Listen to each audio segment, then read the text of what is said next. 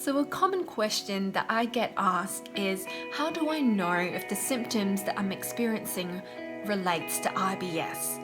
And what kind of test can I get done to confirm if I have IBS or not?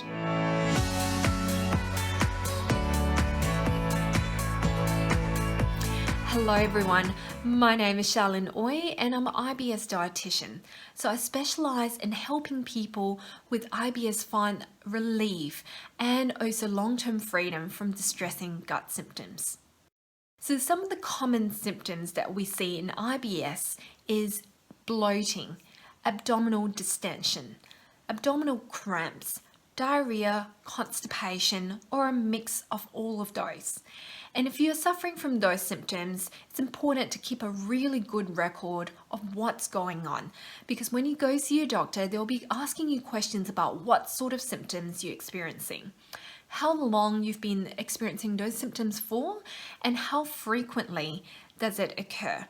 Because your doctor is going to use something called the Rome 4 criteria, and that's a set of guidelines to diagnose someone with IBS. So it looks at how often and how long you've been experiencing those symptoms for.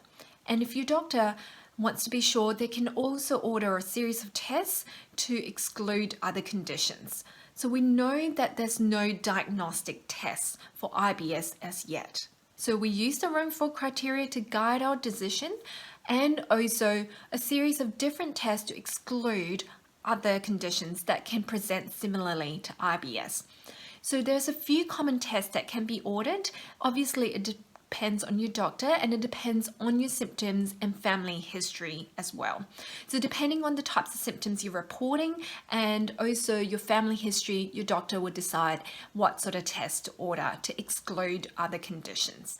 So one of the most common tests that it would do is perhaps a blood test. So with a blood test, we're looking for things like inflammatory markers. So it's something called CRP, and they're looking to see if there's any inflammation going on in your body. They might also order a celiac screen, so that's also a blood test to exclude celiac disease.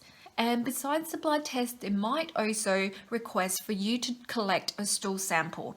So with the stool sample, we're looking to exclude things like parasites or any sort of potential bugs that's in your stools.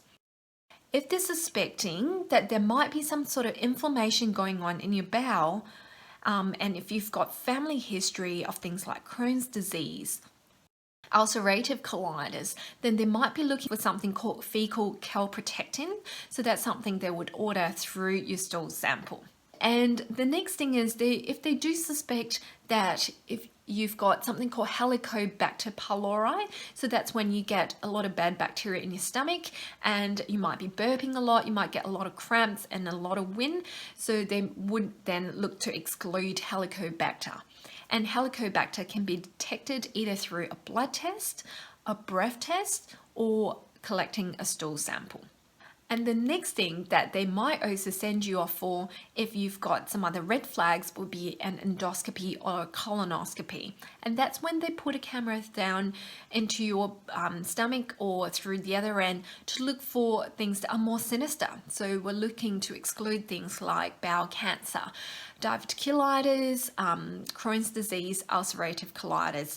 And these are more serious conditions. Obviously, it's more invasive, so your doctor may not even send you for this if you don't carry a lot of risk factors. Alright, so these are some common tests that could be done. There are obviously a lot more tests depending on your individual presenting complaints and your health history, and that's something that you need to discuss in detail with your doctor. So I hope that you found this helpful. If you did, please like and share this with your friend, and also if you're interested in hearing more from me, do subscribe to my YouTube channel as well. Have a beautiful day, and I'll talk to you guys soon.